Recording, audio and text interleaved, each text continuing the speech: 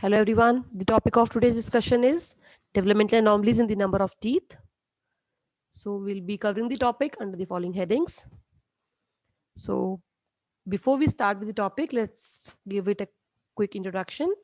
So developmental anomalies are the defects or the malformation that results because of the disturbance, which could be structural or morphological, because of the disturbances during growth and development. So development anomalies are characterized by the structural and the morphological defect, and these defects either can exist at birth, so they'll be considered congenital, whereas sometime they may appear later. Before we proceed on to today's topic, let's quickly revise the classification. So the first category is the developmental anomaly which affect the size. The size includes microdontia, macrodontia, rhizomicry, and rhizomegaly. Those which affect the number includes endodontia, supernumerary teeth, dentition before deciduous dentition, that is pre-deciduous dentition, and the fourth one is post-permanent dentition. The third classification is affecting the shape of the teeth, which comprised of gemination, fusion, concrescence, talus cusp, dens invaginatus and evaginatus, taurodontism, dilaceration, and so on. Those affects the position are the ectopic positioning, rotation, transposition, inversion, transmigration. Sometimes they may also affect the eruption process, such as premature eruption, delayed eruption, impacted tooth, embedded tooth, submerged tooth, and eruption sequestrum. Also, sometimes the developmental anomaly may affect the structure of the tooth, such as if they affect the enamel, it will lead to enamel hypoplasia and amelogenesis imperfecta. If they affect dentine, it will cause dentilogenesis imperfecta and dentine dysplasia. If both the enamel and dentine is involved, regional odontodysplasia, or it may affect cementum, leading to hypocementosis or hypercementosis. So today we'll be discussing only the developmental disturbances in the number of teeth. So when we talk about number either may increase or it may decrease. So the very first category of discussion is anodontia. Ano means absence, odontia means tooth. So it is a condition in which there is absence of teeth, which could be attributed to the etiology of heredity. It could be familial. It can be due to some radiation injury in the developing phase, or it could be associated with some conditions such as hereditary ectodermal dysplasia. Also, there are conditions in which genetic mutations can be seen. So, endodontia is a condition in which teeth are missing. Now, endodontia can be further subclassified into three broad categories. The first category is the true endodontia, when the teeth are actually absent, that is, they're congenitally absent. So, the first condition is congenital endodontia or true endodontia. The second category is pseudoendodontia, when the teeth are present but they are not erupted. So, unerupted and impacted tooth will fall under the category of pseudoendodontia. And the third category, that is the false endodontia, will comprise of the teeth which have been exfoliated or extracted because of any reason such as dental caries. So, in the first category, that is true endodontia, we further have subdivisions such as total endodontia and partial endodontia. In partial, we have hypodontia and oligodontia. So let's discuss them one by one. The first category, anodontia, that is true anodontia, is the congenital absence of teeth, which have further two subdivisions, total and partial. The induced or the false anodontia is because of the extraction, and the pseudoanodontia is because of the uneruption or the impaction. So the total anodontia is a rare condition. That means there is complete absence of teeth.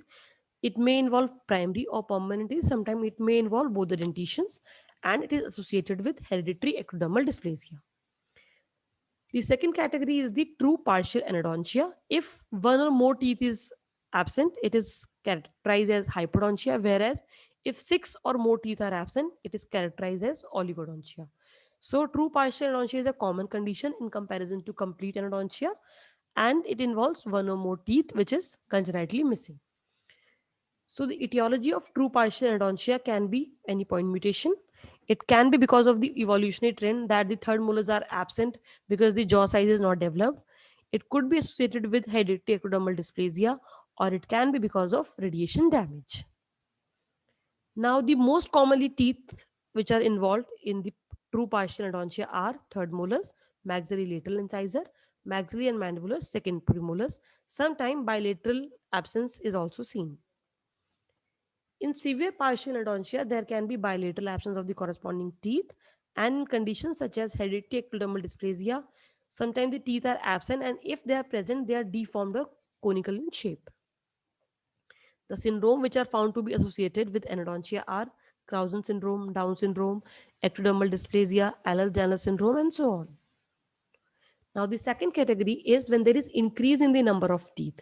So that increase in the number of teeth are referred to as the condition of hyperdontia, and the additional teeth are known as supernumerary teeth. So the supernumerary teeth resemble to the teeth in which to which they belong, such as they can resemble to that of molars, premolars, or incisors. They may have no resemblance in size and shape. So sometimes they may resemble, sometimes they do not resemble, and they are deformed. So the supernumerary tooth develop from the tooth bud, which is arising from the dental lamina near the permanent tooth bud. Also, it can be from the permanent tooth bud itself. Also, they can be hereditary presence of the supernumerary teeth. Now, there are conditions in which multiple supernumerary teeth can be seen, such as cleidocrinial dysplasia, and there is a syndrome, that is Gardner syndrome, in which multiple impacted and supernumerary teeth can be present, and it is an early manifestation of the syndrome.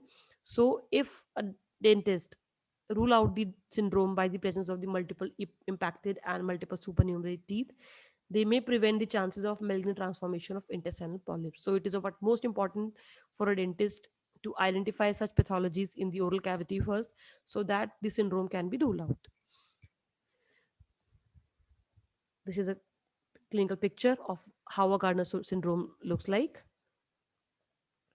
Now, supernumerary tooth can be classified based on the number and shape, such as single and multiple.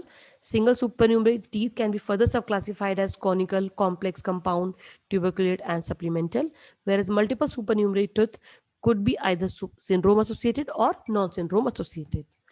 Also, they can be classified based on their location, such as mesiodens if they are found between the two central incisor, distodens or distomolar when it is located distal to the third molar, and paramolar when it is found buccal or lingual to the molars. So the mesiodens, it is the most common supernumerary tooth, which is usually situated between the two maxillary lateral incisor, and mesiodens is considered called mesiodens because the central incisors are the only tooth in the entire arch to share the mesial boundaries. Therefore, this name has been derived, mesio from the mesial and dens from the tooth. So, the tooth which shares the mesial boundary are the central incisors. So, the most common location for mesiodens is between two maxillary central incisor. However, it can also be seen in mandibular central incisor as well. They can be single or they can be found in pairs. They can be erupted, impacted, or they can also be seen inverted. This mesiodens is a small tooth which is conical in shape. It has a short root and it is very frequently found in Caucasian population, and slightly male predilection is there, and it is transmitted as an autosomal dominant trait. Now, the next type of supernumerary tooth is the fourth molar, which is the second most common supernumerary tooth. Since it is situated distal to the third molar, it is also known as distomolar or distodens. It is small, it is rudimentary, and it is more commonly found in maxilla in comparison to mandible. Here we can appreciate the presence of fourth molar along with the impacted third molar. Other supernumerary tooth include maxillary paramolars, mandibular premolars, and maxillary lateral incisor. Rarely, mandibular central incisor and maxillary premolars can also be seen as a supernumerary teeth. Now, the paramolar is a supernumerary molar which is situated buccally or lingually to either one of the maxillary molar, or between the first and second molar, or in between the second and the third molar, as we can appreciate in the radiograph. They are usually small and rudimentary in comparison to the normal tooth size. Now, moving on to the third category of the developmental disturbances in the number of teeth, pre-deciduous dentition. So we have two dentition in our entire life. One is deciduous, that is the primary dentition, and the second is the permanent dentition. But sometimes infants are occasionally born with structure which appears similar to that of tooth in the mandibular incisor area. So these structures are known as natal teeth because they erupt at the time of birth and they resemble to that of the deciduous dentition. However, sometimes the teeth may appear during the after the birth of the infant, during the 1 month of duration, they will be considered to be neonatal teeth. This is premature eruption, and this dentition is considered to be predeciduous dentition. So these anomalies arise either from the accessory bud of dental lamina or from the bud of an accessory dental lamina. The fourth type of developmental anomaly is the post-permanent dentition. Sometimes it has been recorded that if an individual has gone the extraction of all the permanent teeth and is wearing a denture, so after the denture wearing, there is continuous trauma. So because of that trauma, there can be eruption of retained or the embedded teeth, and this type of dentition is considered to be the post-permanent dentition or the third dentition.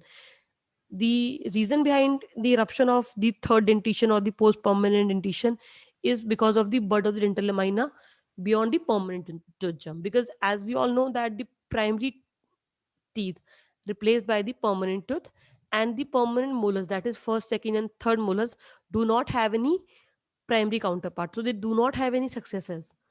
So the tooth bud which are lying there, after once they get stimulated because of some trauma, they can give rise to the third dentition or the post-permanent dentition.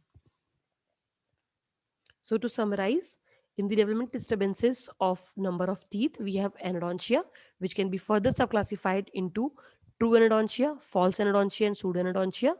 True means congenital absence, false when there is extraction or exfoliation, pseudoanodontia when there is impaction. Now the second category is the supernumerary tooth, which can be mesiodense when it is situated between the two central incisor, distodense when it is located distal to the third molar, paramolar when it is situated buccally or lingually to the molars. The third category is the predeciduous dentition, and the fourth category is the post-permanent dentition. Thank you.